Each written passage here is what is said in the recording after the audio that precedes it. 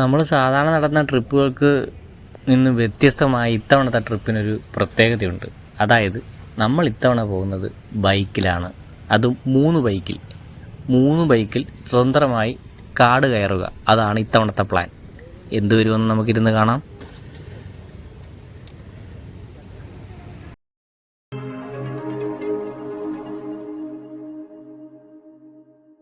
അതെ, നമ്മളിപ്പോൾ നിൽക്കുന്നത് കൊട്ടാരക്കരയിലാണ്. കൊട്ടാരക്കരയിലെ ഇന്ത്യൻ കോഫി ഹൗസ്. ഇവിടുന്ന് ഭക്ഷണം കഴിക്കുക, ഇനി നേരെ പുനലൂരിലേക്ക് വെച്ച് പിടിക്കുക. അപ്പോൾ ഭക്ഷണമെല്ലാം കഴിച്ച് ഇവിടെ നിന്ന് ഞങ്ങൾ യാത്ര തിരിക്കും. ഇങ്ങനെ ഒഴിഞ്ഞ റോഡായതുകൊണ്ട് നല്ല യാത്ര കിട്ടുമെന്ന് പ്രതീക്ഷിച്ചുകൊണ്ടാണ് നമ്മൾ ഇറങ്ങുന്നത്. എന്തായാലും വന്നതുകൊണ്ട് പുനലൂർ തൂക്കുപാലവും ഒന്ന് കറങ്ങി. ഒരു കാര്യം പറയാൻ വിട്ടുപോയി, നമ്മൾ പോകുന്നത് മാമ്പഴത്തറയ്ക്കാണ്, അതും ചാലിയേക്കര വഴി. അങ്ങനെ വനത്തിൻ്റെ ഭംഗിയും കണ്ട് യാത്ര ചെയ്തുകൊണ്ട് പോകുമ്പോഴാണ് വഴിയിൽ വെച്ച് ഒരു കാഴ്ച കാണുന്നത്. ആ കാഴ്ച കണ്ടപ്പോൾ ഞങ്ങളും അവിടെ ഇറങ്ങി. എനിക്ക് തോന്നുന്നത് റബ്ബർ എസ്റ്റേറ്റിലെ തൊഴിലാളികൾക്ക് റബ്ബർ വെട്ടാൻ വേണ്ടി വരാനുള്ള ഒരു ചെറിയ തൂക്കുപാലമാണ്. എന്തായാലും ആ തൂക്കുപാലം കണ്ടപ്പോൾ ഒരു കൗതുകം തോന്നി, ഞങ്ങളവിടെ ഇറങ്ങി. അതാണ് അടുത്ത ഷോട്ട്. ഞങ്ങൾ എത്തുന്നതിന് മുമ്പേ ആ തൂക്കുപാലത്തിൽ പോയി ഫോട്ടോ എടുപ്പ് വേറെ ടീമുകൾ, ഞങ്ങൾക്ക് മുമ്പേ പോയ ടീമുകൾ ചെയ്തു തുടങ്ങി. അവർ കാറിലാണ് വന്നത്. അപ്പോൾ ഞങ്ങൾ ചെന്നപ്പോഴത്തേക്ക് അവർ തിരിച്ച് ഇറങ്ങി അങ്ങ് പോയി. പക്ഷേ പിന്നെ ഞങ്ങളെ ഊഴമായിരുന്നു. ചെറിയ വഴിയെ ഡൈവ് ചെയ്തങ്ങ് ഇറങ്ങി. അതായത് ഇറങ്ങുമ്പോൾ സൂക്ഷിക്കണം, അവിടെ പടിയൊന്നുമില്ല, പാറ വെച്ച് കെട്ടി വെച്ചിരിക്കുക. അങ്ങനെ അതുവഴി പയ്യെ ഇറങ്ങി അവിടെ ചെന്ന് ഇനി ഫോട്ടോ എടുക്കണം. അത് നമ്മുടെ ഊഴമാണ്. ഇതൊരു കാടായിട്ട് എനിക്ക് തോന്നുന്നില്ല, പക്ഷേ ഒരു കാട്ടുപന്നിയുടെ ആക്രമണമൊക്കെ എപ്പം വേണമെങ്കിലും ഉണ്ടാവും. അതുകൊണ്ട് സൂക്ഷിച്ചും കണ്ടും രാത്രി സമയങ്ങളിലൊന്നും ഈ ഭാഗത്തോട്ട് പോകാത്തത് തന്നെയാണ് വളരെ നല്ലത്. ചീവടിൻ്റെ കരച്ചിൽ കേട്ടില്ലേ? ഇനി അങ്ങോട്ട് ഈ കരച്ചിൽ മാത്രമേ ഉണ്ടാവൂ. അതുകൊണ്ട് ഇപ്പോഴേ കേട്ട് ശീലിക്കുന്നത് വളരെ നന്നായിരിക്കും. പുനലൂർ തൂക്കുപാലം കണക്ക് ഇതും തടിയിലാണ് നിർമ്മിച്ചിരിക്കുന്നത്. കൂടാതെ ഇരുമ്പ് വടവുമുണ്ട്. ഇത് തമ്മിൽ ഇപ്പം വലിപ്പത്തിൻ്റെ കാര്യത്തിൽ വ്യത്യാസമുള്ളതെന്ന് എനിക്കിപ്പം തോന്നുന്നു. ഇതിൽ കയറി അഭ്യാസ പ്രകടനമൊന്നും കാണിക്കാത്തതാണ് നല്ലത്. ഒരു സൈഡിൽ നിന്ന് കയറുമ്പോഴേ മറു സൈഡിൽ കുലുക്കം തുടങ്ങും. അതുകൊണ്ട് വളരെ സുരക്ഷിതമായ രീതിയിൽ കയറി അപ്പുറത്തിറങ്ങി വീണ്ടും തിരിച്ചു വരിക. ഇത് കണക്ക് ബൈക്കിൽ എവിടെയെങ്കിലുമൊക്കെ യാത്ര പോകുമ്പോൾ ഇത് കണക്ക് ഒരു ഇടത്താവളമൊക്കെ എവിടെയെങ്കിലും കിട്ടുന്നത് വളരെ നല്ലതായിരിക്കും. കാരണം അല്ലെങ്കിൽ നമുക്ക് നല്ല ക്ഷീണമാവും.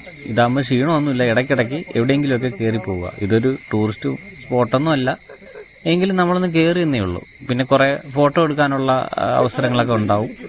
അപ്പോൾ എല്ലാവരും ഇത് പോകുമ്പോൾ ഇതുവഴി സമയമുണ്ടെങ്കിൽ ഒന്ന് കയറുന്നത് നന്നായിരിക്കും.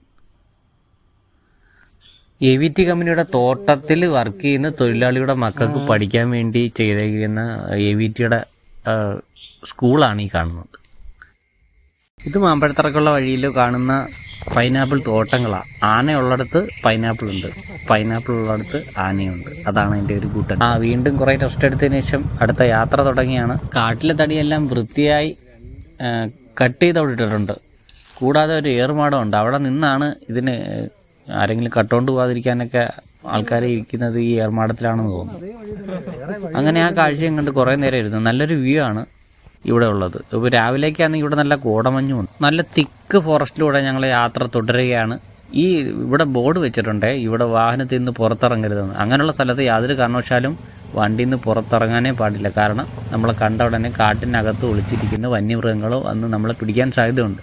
അതുകൊണ്ട് ആ ബോർഡുകൾ കണ്ടാൽ നിങ്ങൾ വണ്ടി ഡയറക്റ്റ് ഓട്ടിച്ച് വിടുക എന്നുള്ളതല്ലാതെ വേറെ മാർഗ്ഗമില്ല. ഈ പ്രദേശത്തൊക്കെ നല്ല പോലെ ശലഭങ്ങൾ എൻ്റെ ശ്രദ്ധയിൽപ്പെട്ടിട്ടുണ്ട്. കാരണം വെള്ളയും മഞ്ഞയും കലർന്ന ശലഭങ്ങൾ ഒരുപാടുണ്ട്. എന്തുകൊണ്ടാണ് അവിടെ വരുന്നതെന്ന് അറിയാൻ വയ്യ. ഇതിനെ ആകർഷിക്കുന്ന വല്ല ചെടികൾ വല്ലതും ആ പരിസരത്തുണ്ടാവും. പിന്നീട് എടുത്തത് അവിടെ ഉള്ള ഒരു അരുവിയിലേക്കാണ്. ഒരു അരുവിയും ഒരു ചെറിയ പാലവും. നല്ലൊരു ലൊക്കേഷനാണ്. കാല് നനയ്ക്കാൻ ഒക്കെ ആൾക്കാർ അവിടെ എത്തുന്നുണ്ട്. പക്ഷേ വലിയ താഴ്ചയൊന്നുമില്ല. നല്ല തണുത്ത വെള്ളമാണ്, തെളിഞ്ഞ വെള്ളമാണ്. പക്ഷേ അത് കുടിക്കാനും കൊള്ളാമെന്നൊന്നും എനിക്ക് അറിഞ്ഞൂടാ. കുടിക്കണ്ട, അത് കുടിക്കാത്തതാണ് നല്ലത്. പക്ഷേ നല്ലൊരു ലൊക്കേഷനാണ്. ഇത് എല്ലാവർക്കും ഒരു നല്ല വ്യത്യസ്തമായ അനുഭവം പ്രദാനം ചെയ്യുമെന്ന് ഞാൻ മനസ്സിലാക്കുന്നു. മഴ കുറഞ്ഞു നിന്ന സമയത്താണ് നമ്മളവിടെ ചെയ്യുന്നത്. മഴക്കാലമായാൽ ഈ അരുവിയുടെ സ്വഭാവം എന്താണെന്ന് നമുക്കറിയില്ല. കുറച്ചും കൂടെ ഒന്ന് ശക്തമായ ഒഴുക്കായിരിക്കും ഉണ്ടായിരിക്കുക. ഞങ്ങളവിടെ ചെന്നപ്പോഴത്തേക്ക് വേറെ കുറേ ടീംസുകൾ വെള്ളത്തിൽ കിടന്ന് കളിക്കുന്നത് ഞാൻ കണ്ടു.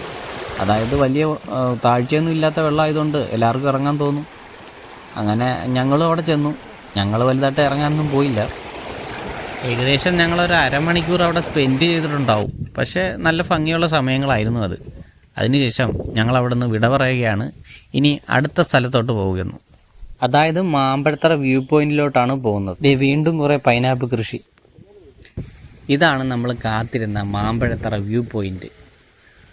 ഒരു 10-15 മലയൊക്കെ നമുക്ക് എണ്ണാൻ പറ്റും, പിന്നെ അതിനപ്പുറത്തോട്ട് എണ്ണാൻ പറ്റത്തില്ല. അത്രയും ഭംഗിയുള്ള കാഴ്ചയാണ്. നല്ല പച്ചപ്പ് നിറഞ്ഞ പ്രദേശമാണ്. നല്ല തണുത്ത കാറ്റടിക്കുന്നുണ്ട്. എത്ര നിന്നാലും മതി വരത്തില്ല. വെള്ളച്ചാട്ടത്തിൻ്റെ ഒരു ഘോഷയാത്ര തന്നെ ഉണ്ട്. അവിടെ ഞങ്ങൾ യാത്ര പോയിട്ട് തിരിച്ചു വന്നപ്പോഴത്തേക്ക് അവിടെ വെള്ളച്ചാട്ടം, അങ്ങനെ അവിടെ ഇറങ്ങി കുറേ നേരം സ്പെൻഡ് ചെയ്തു. ജൂൺ മാസത്തിൽ നല്ല മഴ ലഭിച്ചത് കൊണ്ടാണ് ഇങ്ങനെ വെള്ളച്ചാട്ടമൊക്കെ കാണാൻ പറ്റുന്നത്. അല്ലെങ്കിൽ ഈ പ്രദേശത്തൊക്കെ പോയാൽ വരണ്ട് കിടക്കത്തേ ഉള്ളൂ. റോസ്മല പോയ വീഡിയോ നിങ്ങൾ കണ്ടാൽ നിങ്ങൾക്ക് മനസ്സിലാവും അത്. ഈ വ്യൂ ഒക്കെ നോക്കേ, നല്ല അടിപൊളി പ്രദേശമല്ലേ. നിങ്ങൾ ഒരു വട്ടം ഇവിടെ വന്നാൽ ഒരിക്കലും അതൊരു നഷ്ടമാവത്തില്ല. പിന്നെ ഇതൊരു ഗൈഡ് വീഡിയോ അല്ല, കാരണം ഇത് ഞങ്ങൾ പോയ യാത്രയുടെ അനുഭവങ്ങൾ നിങ്ങളോട് പങ്കുവെക്കുകയാണ്. ഇത് പുലി ആനയൊക്കെ ഇറങ്ങുന്ന പ്രദേശം തന്നെയാണ്, പക്ഷേ അതിനെക്കുറിച്ച് ഞാൻ കൂടുതലൊന്നും പറഞ്ഞില്ല, കാരണം ഇതൊന്നും നമ്മുടെ കണ്ണിൽ പെടത്തില്ല. അത് രാത്രി കാലങ്ങളിലൊക്കെയാണ് ഇറങ്ങുന്നത്. ഈ പുലി പിടിച്ച് ഒരു ആൾ മരിച്ചത് ഞാൻ പത്രത്തിൽ വായിക്കാൻ ഇട വന്നിട്ടുണ്ട് മുമ്പ്. ഉച്ചയ്ക്ക് കുഴിമന്തി ആവട്ടെ എന്ന് തന്നെ വിചാരിച്ചു. അങ്ങനെ കുഴിമന്തിയൊക്കെ കഴിച്ച് ഞങ്ങൾ യാത്ര തിരിച്ചു. നല്ല വിശപ്പുണ്ട്. ഇത് രാവിലെ 8 മണിക്ക് കണ്ണനല്ലൂരിൽ നിന്ന് തുടങ്ങിയ യാത്രയാണ്. അതിപ്പോൾ ഇവിടാണ് അവസാനിച്ചിരിക്കുന്നത്. തിരിച്ചു കുളത്തൂപ്പുഴ വഴിയാണ് വരുന്നത്. ഇത് കാണുന്നത് കുളത്തൂപ്പുഴയിലെ പുഴയാണ്. ബ്ലോക്ക് കാരണമാണ് അതുവഴി വരുന്നത്. വീണ്ടും അതൊരു യാത്രാ കഥയുമായി നമുക്ക് അടുത്ത വീഡിയോയിൽ കാണാം. അതുവരെ ഗുഡ് ബൈ.